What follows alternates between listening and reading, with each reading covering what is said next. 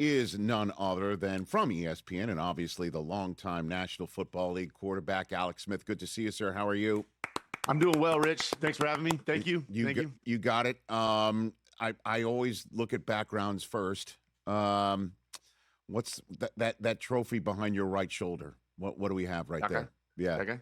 Yeah, that guy. Dude, that is obviously a replica of the Lombardi. That, Rich, honestly, that is the frame. It's called an external fixator. That is the frame that held my leg together for nearly a year. And when I finally got it removed, they send it home with you in a bag, and it's this expensive thing. I mean, it's like it looks medieval when I was wearing it on my leg. And my wife, as a surprise Christmas gift, turned it in to the Lombardi, got a metal worker to do it. It's like the coolest gift. No. So yeah, that saved my leg. That thing right there, as crazy as it is. And your wife made it into a Lombardi trophy. She did. Yeah. It was like, what am I going to do with this thing? And she had this cool idea, got with an artist, and they did. And obviously I was never fortunate enough to actually win a Lombardi, but that one, everything that I went through and obviously what it represented for a long time for me, Rich, right? Like, I was going to lose my leg for so long, and the outcome was so bleak for so long. And then to have kind of flipped it and turned it into something like the Lombardi, right? And what it represents and a positive, I think really speaks to the kind of the mental journey that I went on throughout that process and coming back. So then I have to ask, what was the trophy presentation? How was it presented?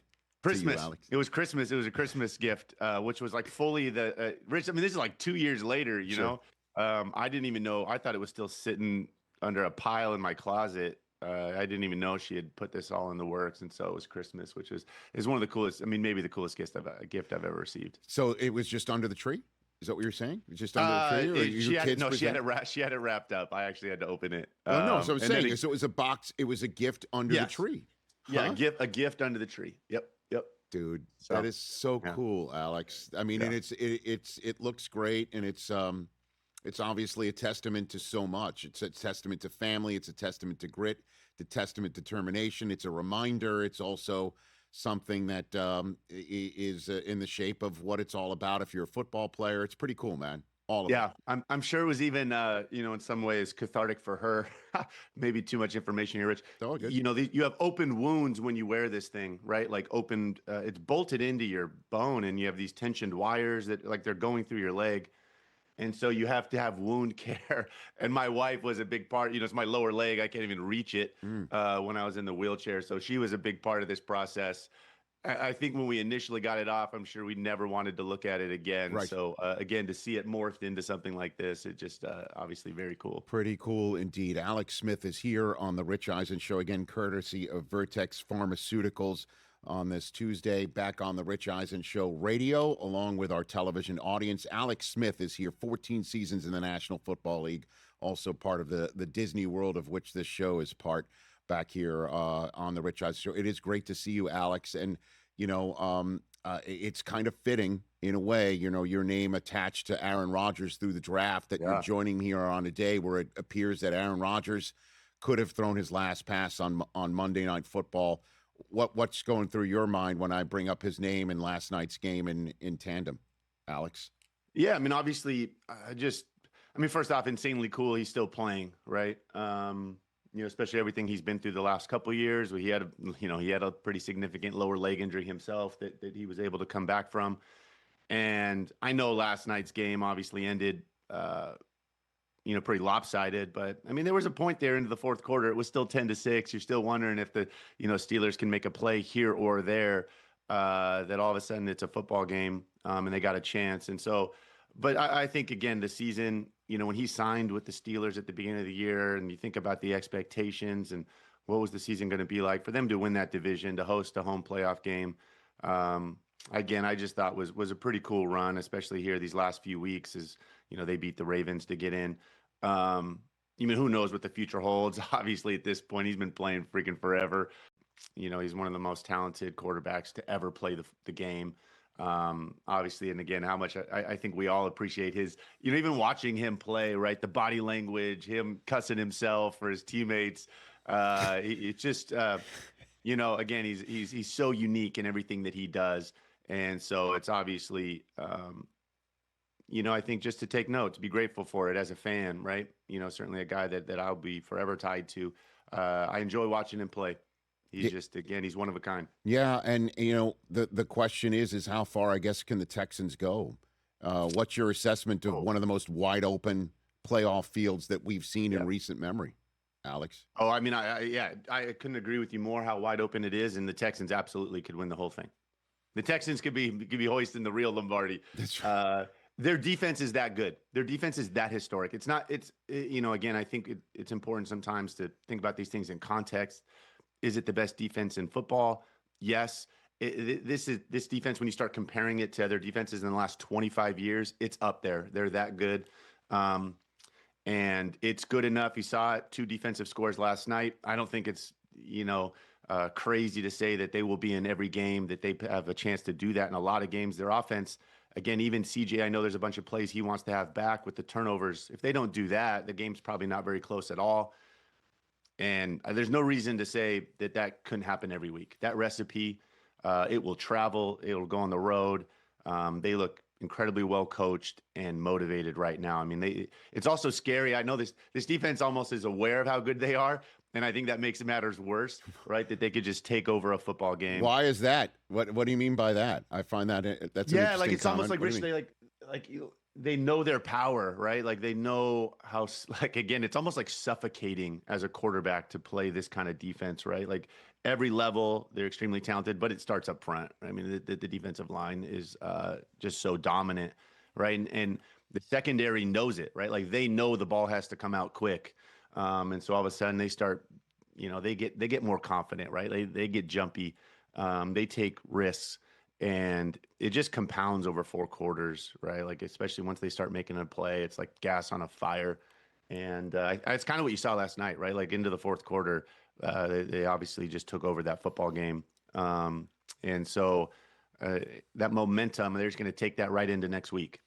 Yeah, against New England, and I'm thinking maybe Alex Smith here on the Rich Eisen Show. We should soak in divisional playoff round for whoever scores. Best weekend in football. Well, it's not just that, because it's also whoever scores the last touchdown of divisional playoff weekend. If Houston plays Denver in the AFC Championship game, and then that winner plays Seattle, we might see the last touchdown in the NFL scored on divisional playoff weekend. You know what I mean? It might come down. It might come down to field goals in the AFC Championship game and the Super Bowl. Because what you just said about the Houston defense can be said about others, and then obviously the Rams offense is potent. You take a look at what the Niners have done as the collective, the Bills with Josh Allen.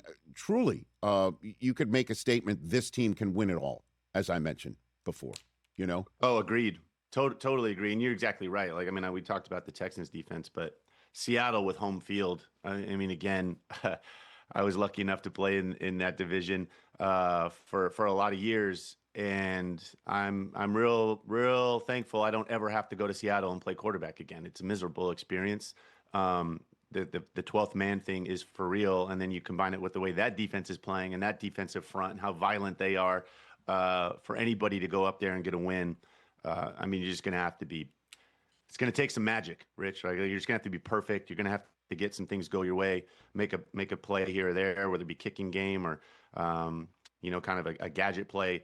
I think to go in there and get the win, and Broncos is kind of the same boat, right? They got a huge home field advantage. That defense, these are going to be huge feats to kind of go in there and knock off a 1 seed with a defense that's playing at that high level. Brother, I've been around you so long, Alex Smith, that I remember a Thursday night football game on NFL Network, San Francisco at Seattle. Oh, I do. It poured so badly that we had to evacuate our television studio position on the field because water was cascading, and then the game got delayed. You just made this move because the field bubbled up. Yeah, bubble started bubbling. You played that game for the San Francisco 49ers. I was there.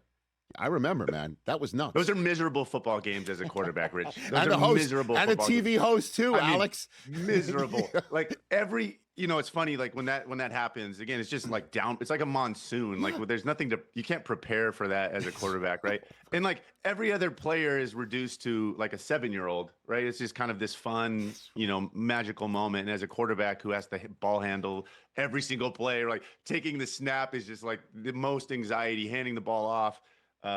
It's just terrible. Yeah. Terrible. And we were taking off for our Saturday game. I don't know where the hell it was. It's somewhere on the East Coast. And we were getting out just before the whole they shut it down. shut down. Yeah. Yep. You remember? I remember that. See, yeah, and I think they were like out of power for a few days. You'd have been stuck there.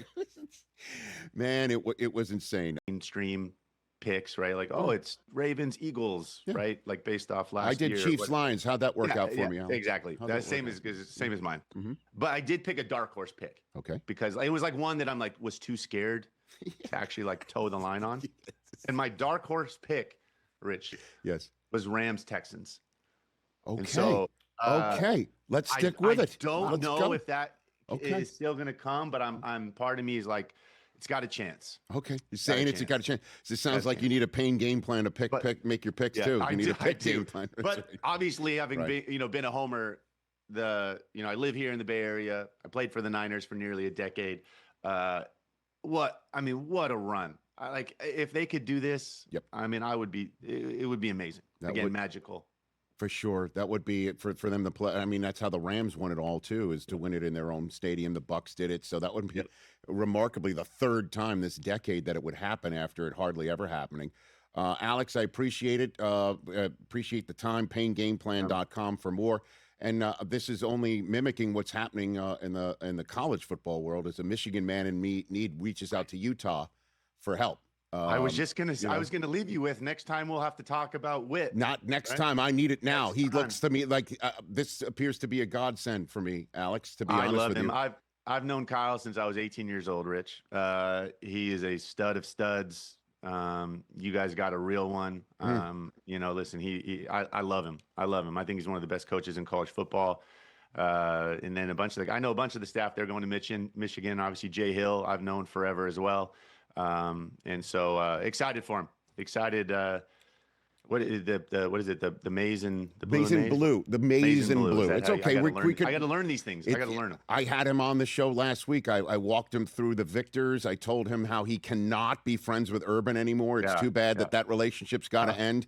But then he went on his podcast. But it's all good. Listen, but in all seriousness, how do you think he's going to help Bryce Underwood? Like you would know how he would coach up a young quarterback. What do you think on that front, Alex? Yeah, I mean, obviously, I think the great thing. I mean, Kyle is a defensive guy, right? Like that defense is going to be so stout and tough, and to play a brand of football. I love the offensive coordinator that he brought with him, Beck, from Utah. That offense, I think, pairs perfectly with it. But listen, again, like Kyle's been coaching 20 years, right? He's had a lot of quarterbacks. He's been around a bunch of guys. And so I think that to just kind of have that foundation there. And then I think to have the stability, to be honest, Rich, like Kyle's just so stable week in and week out, not having the highs and lows. You're not riding the roller coaster, right? Like being a guy that's able to see the big picture. I think that we'll be able to get, whether it comes from him or not, we'll be able to get, Bryce any and all information, things that he needs to reach his potential. Alex, appreciate the time, man. It's so great to see you. I hope to see you at the Super Bowl. I imagine you'll be up there. Yeah, same. Right? Yeah, I will be here. I'll look for you because, again, we go way back. I interviewed you when you were a prospect on the NFL Total Access set that no longer exists. That's how long we go back. So anytime that you want to go on a tour or appear on this show, you've got a spot with me, as you know. I appreciate that, man. Thank you so much. Best to your wife and family. That's Alex Smith.